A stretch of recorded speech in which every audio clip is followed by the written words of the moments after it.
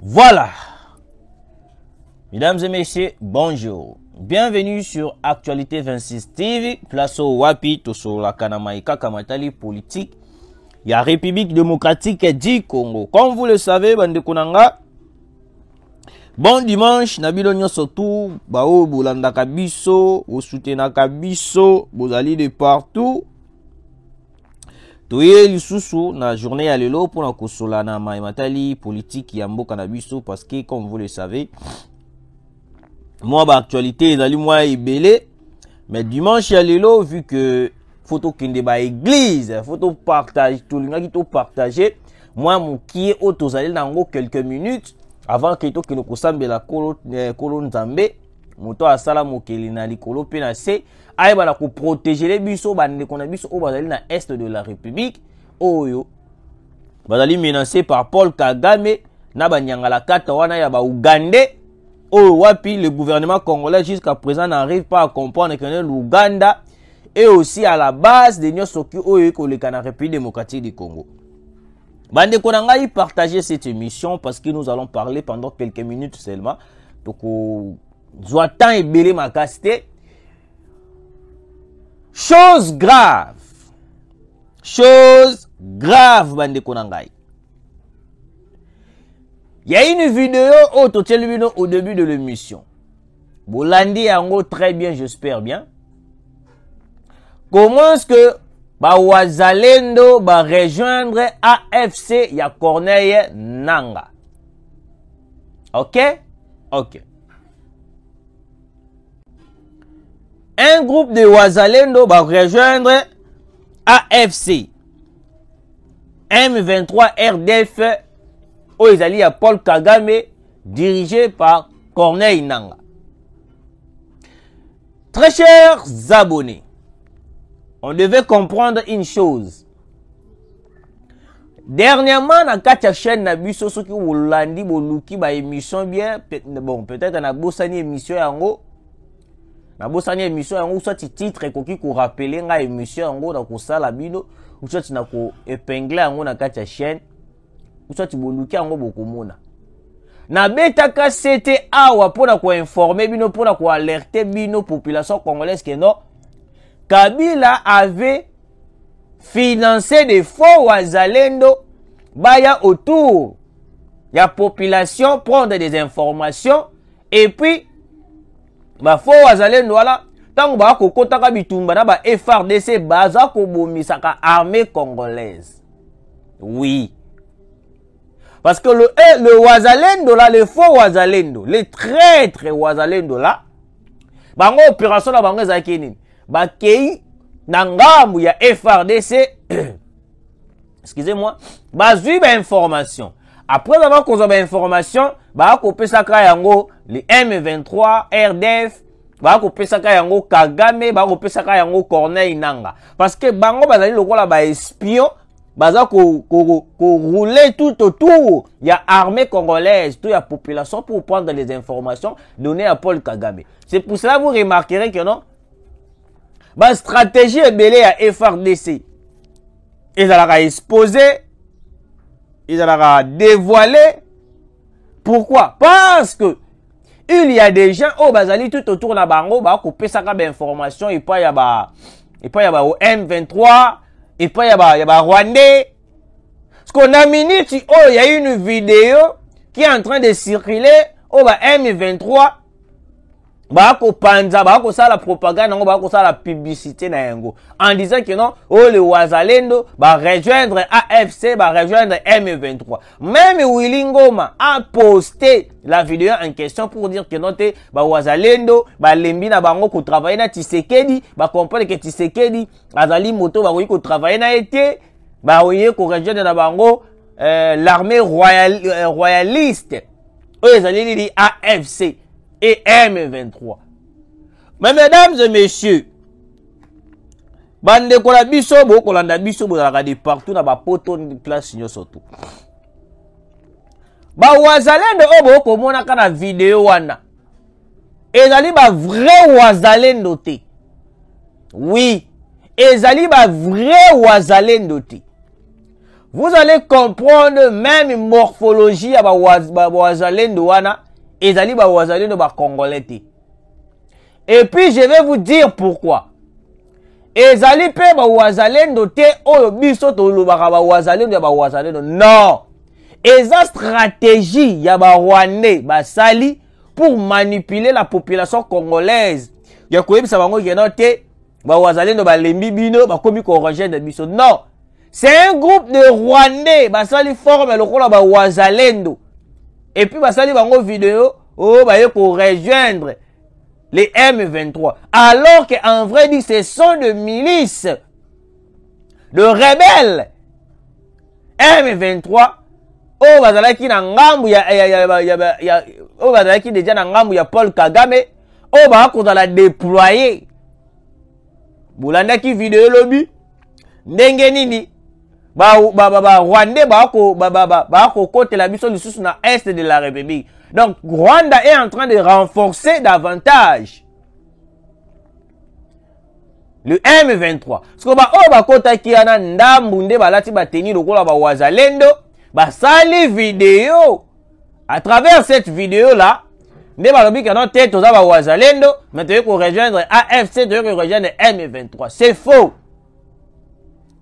Ezali équipe ezalaki batindaki bango ba renforcer les M23 ne bangwana nde bazwi balati lokola Wazalendo pour na faire passer message na population qui en te Wazalendo kutu baza susu na bino te bakomi na bako rejoindre biso. Alors il faut soutenir biso les M23. Et sa stratégie wana nde Paul Kagame akomi kosala bandeko na ngai to se tromper. Tout s'est trompé en ce moment. Le gouvernement congolais, je vais dire une chose.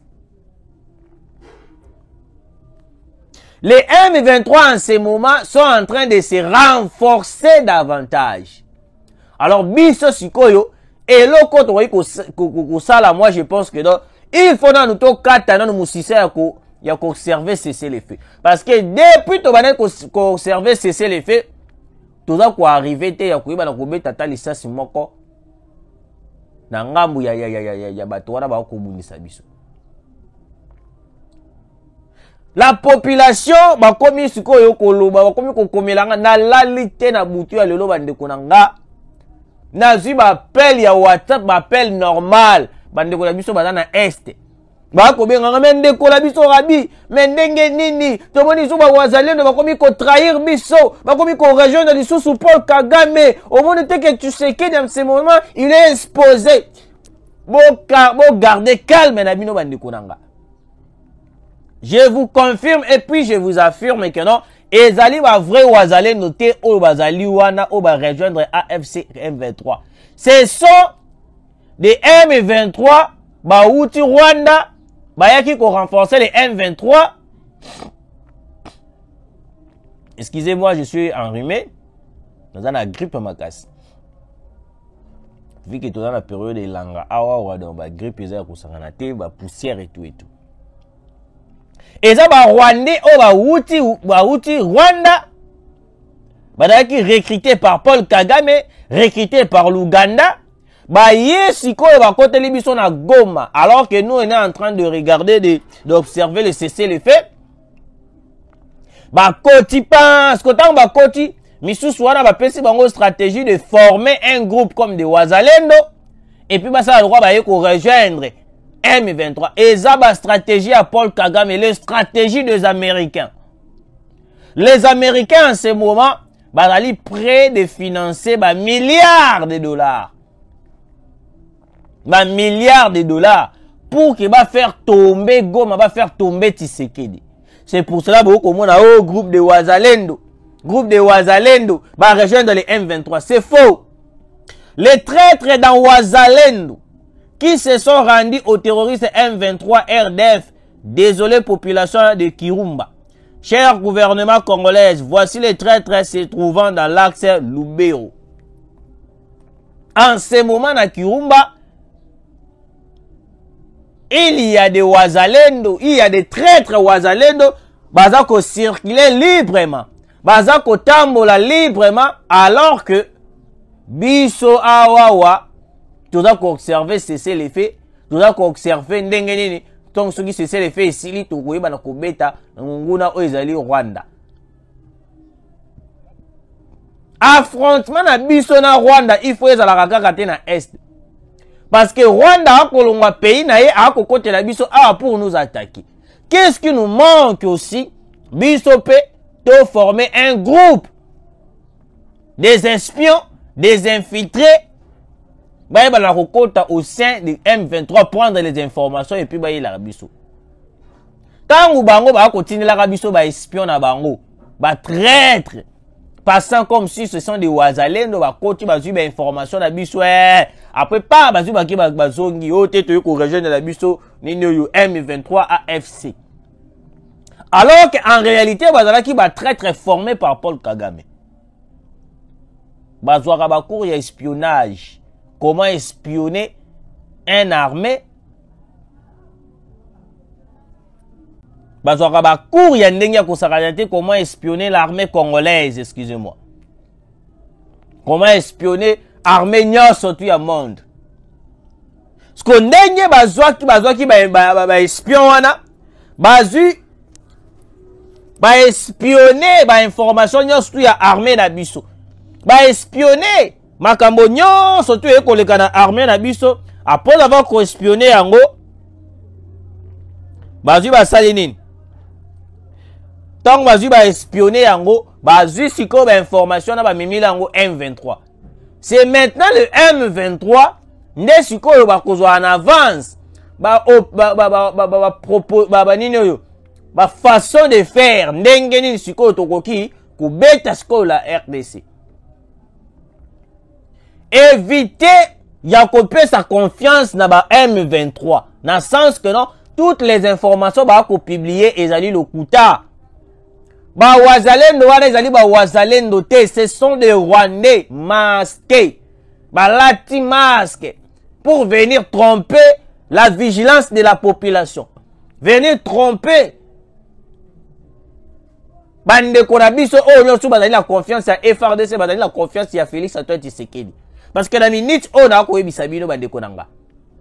Le FRDC bazui ba stratégie moko très fort. Pour nous repousser davantage les M23 au bas côté la biso na kata mabele la biso. Parce que le quoi la stratégie on est allé ba stratégie moko tellement professionnelle.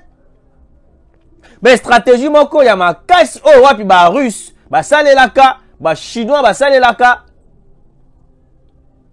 Parce que les allé ba stratégie moko visant à neutraliser directement l'ennemi. Parce que yango moni ba tindela ki biso ba traître venir espionner l'armée congolaise, espionner les vrais Wazalendo, au bazali de père et de mère. Bah yé, le la peine à est de la République. Bande qu'on a vu sur est, Babylongi la rappelé moi kokukana, excusez-moi, Babylongi la rappelé moi kokukana na ba bande qu'on a vu sur ya Rwanda. Il a été difficile ya koyeba ko identifier au Rwandais. Sotant ba koti ba zu information, ba ou melaki même pas. Ba koti ba zu information na ba o de ba kota kala. Ba zu information na ba o ba ya kilobi ba zu information. Allez, ba zu ba salili déclaration ote to longwe la biso ba wazalendo to ki na biso ko rejoindre AFC. Yango la moni Willy ngo ba zu ba filmer bango, ba ti ba vidéo partout. Alors qu'en réalité bazali ba wazalendo te.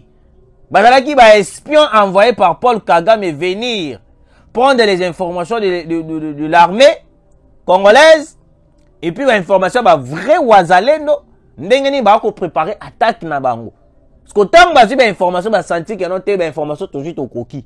Moi to résister sous ya ko za information te pour ba ko ya ko repérer biso ko démasquer biso. Ya wa moni ba sai ni tant ba zi ba information ba kein ba la moko te to ke rejoindre na biso AFC. To pesa bango confiance te to pesa bango litoité. Ceux qui te pèsent bango litoi, ba kozwa monopole ya koyeba ko manipuler biso. Le président de la République, il est déterminé. La guerre, oyo to ko bunda, oyo je vous informe, je vous confirme, to kolonga yango kalate. Ouais. Boyo kasikoyo, chose grave. Vous allez voir comment est-ce que ba américain bazali derrière oignon surtout et koleka na mboka la biso.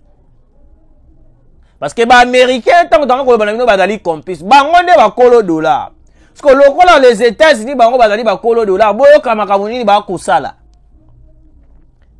Guerre dans l'est de la RDC. Alors que la monnaie ougandaise et rwandaise circule avec un grand pouvoir dans les zones occupées par les M23 RDF, le taux des dollars américains est fixé à 2000 francs. Donc, dans l'est de la République, place sur M23 Bazali. Dollars, ils en ont 20 000. 10 dollars, ils en ont 20 000. Bon, les Américains, ils ont ça la plan. Alors que biso awa dollars ils ont 28 000. Bah américain kuna na est basali une manière.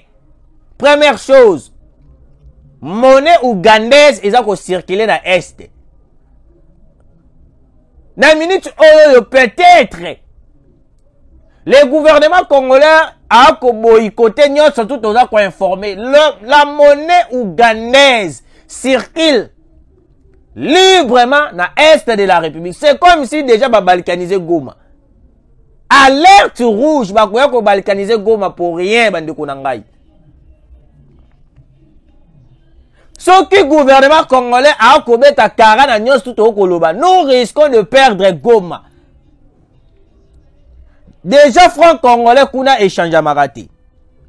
Franc congolais kuna ezalaka utiliser pénal. Donc franc congolais est comment le roi monnaie moko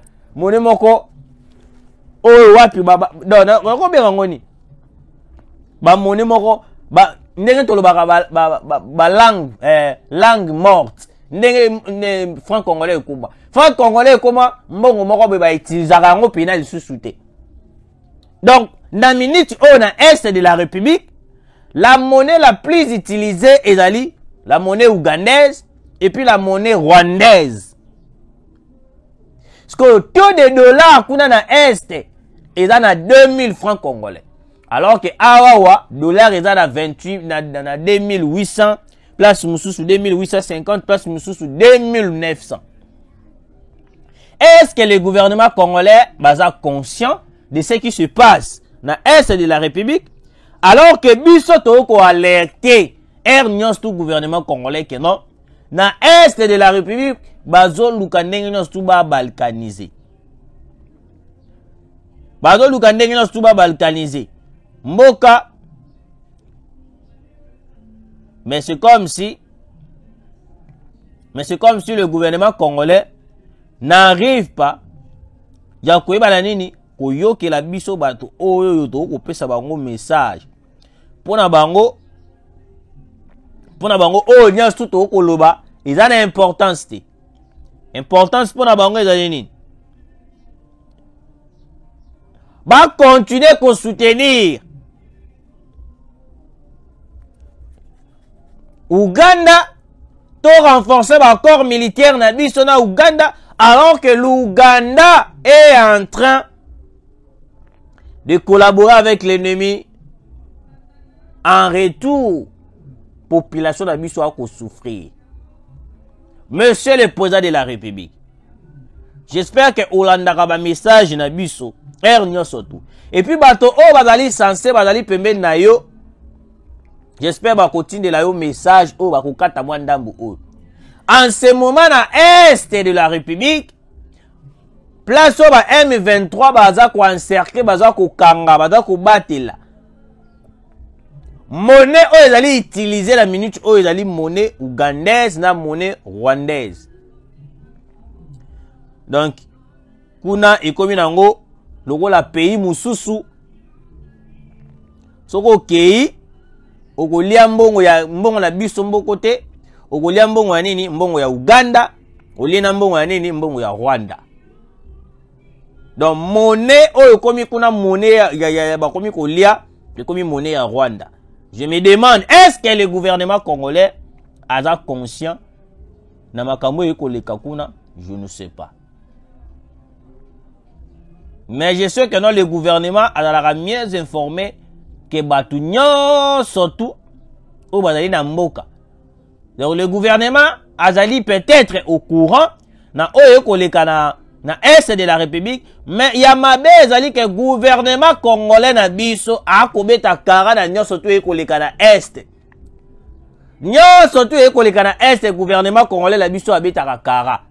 Pona ye, il soutient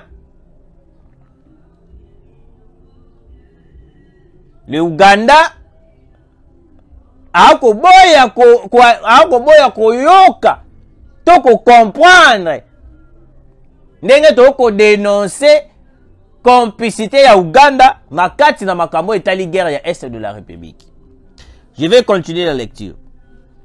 Le taux est de 2000 francs dans toutes les zones du M23 et c'est depuis plusieurs mois déjà.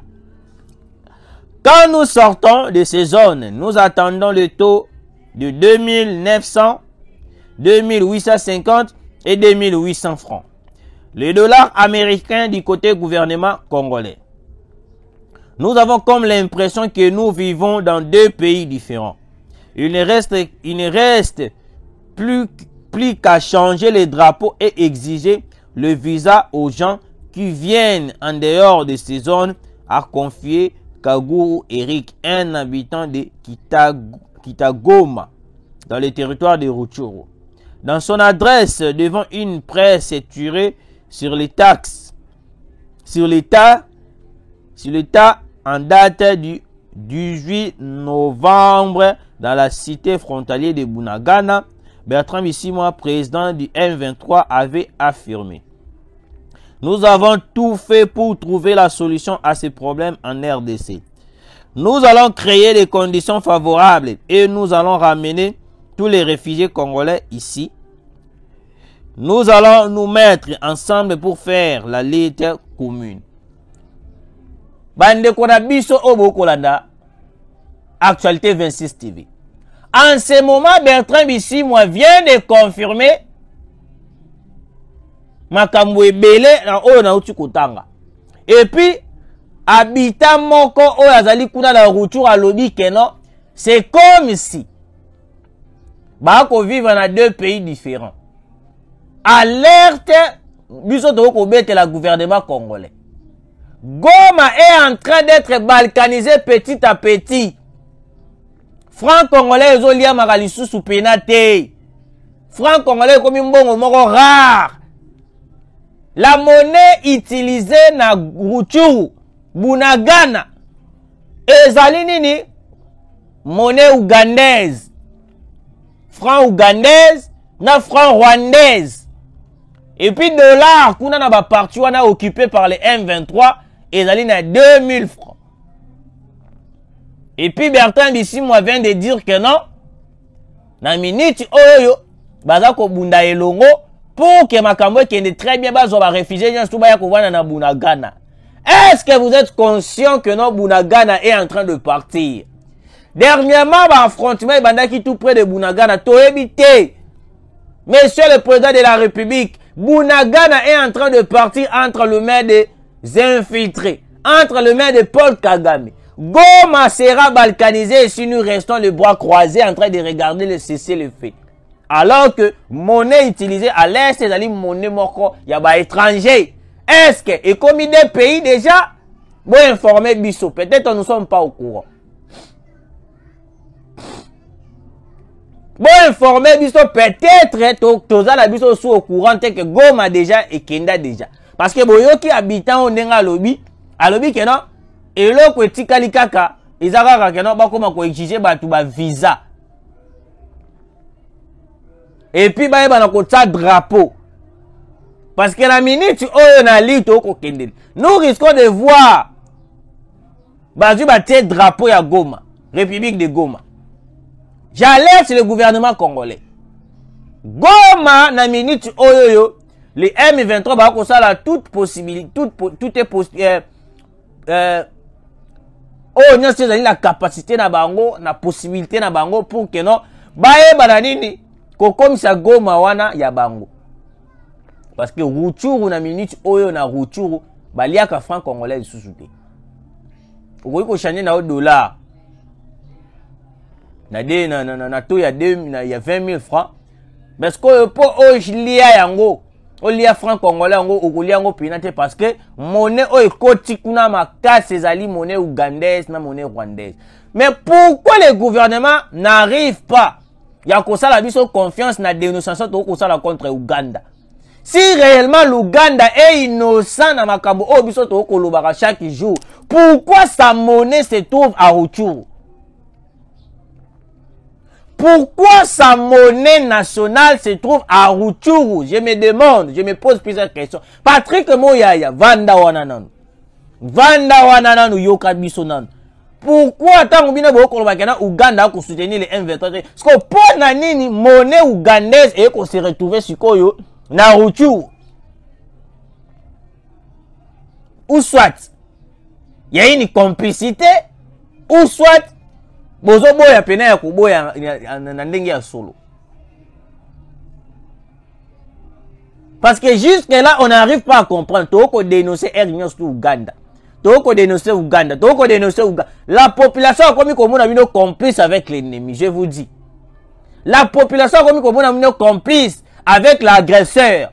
La population a commis comme on a mis nos complices avec Bato Oba Koboma Biso na Est. Pourquoi? Parce que bozo linga kondimi la population tetanga akosala ako dénoncer que non Ouganda a salibu. Ouganda a salibu. Bozo linga kondimi la population te. C'est pour cela la population a commis comme on a le rôle la gouvernement congolais a commis comme on a le rôle la Mokonza Mboka d'aller complice avec l'ennemi. Évitez de boycotter la dénonciation de la population. Parce que la population a allé sur terrain comme on a nyoso e koleka.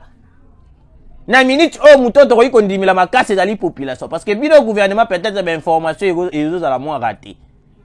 Na minute o muto to ko ndimila makase zali population. Parce que tant que population a ko ça la message, a ko dénoncer. Nous devons prendre ça au sérieux. To ko quitter tu ba ko négliger makambo ya population. Tu vas boycotter, rejeter la population alors que biso moko toza au courant que non Est de la République Kagame est capable de bancaliser Est. Et l'autre tikalika ka eloba na elobi ta population habitant o azali na Rutshuru alobi que non et l'autre tika na minute ba exiger biso visa et puis ba tombo la drapeau et koma mboka mususu parce que nyon surtout o mboka sala ka to ko sala yabo. De l'autre ezangi biso visa na drapeau. Parce que monnaie, nous avons monnaie franc congolais, il y a mal shooté.